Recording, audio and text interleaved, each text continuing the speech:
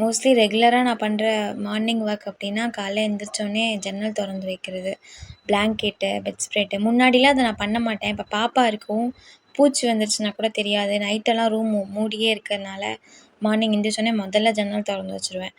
கூடவே blanket, bed spread எல்லாத்தையும் மடித்து வச்சிடுறது.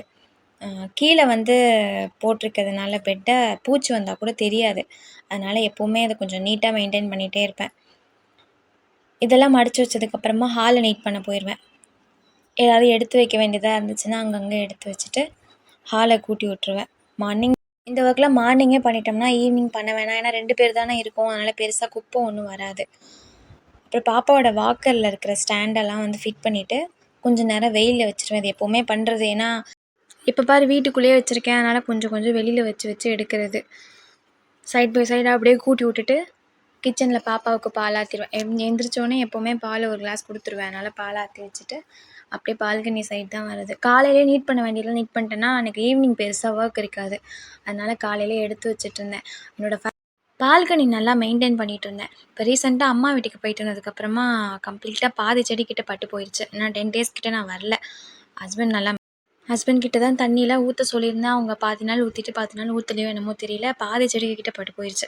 நான் இதுக்கப்புறம் தான் திருப்பி எல்லாத்தையும் ஃபஸ்ட்லேருந்து ஃபாலோ பண்ணணும். நான் ஏதாவது அடிஷ்னலாக ஏதாவது வளரத்துக்கு யூஸ் பண்ணேன்னா கண்டிப்பாக உங்கள் கூட ஷேர் பண்ணிக்கிறேன்.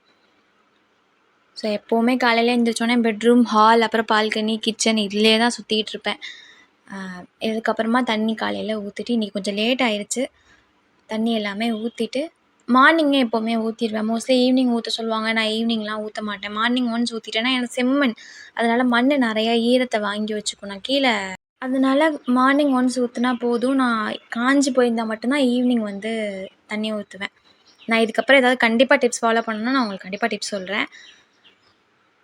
பாப்பாவுக்கு அப்புறம் குளிக்க வைக்கிறதுக்கு சுடு தண்ணி போட்டுட்டு அவளை குளிக்க வச்சுட்டு மார்னிங் ஃபுட்டு ஏதாவது கொடுத்துட்டு முடிச்சுக்குவேன். இதுதான் என்னோடய மார்னிங் ரொட்டீன். இதுக்கு இடையில எனக்கு ஏதாவது சமைச்சேன்னா உண்டு. என்னோடய மார்னிங்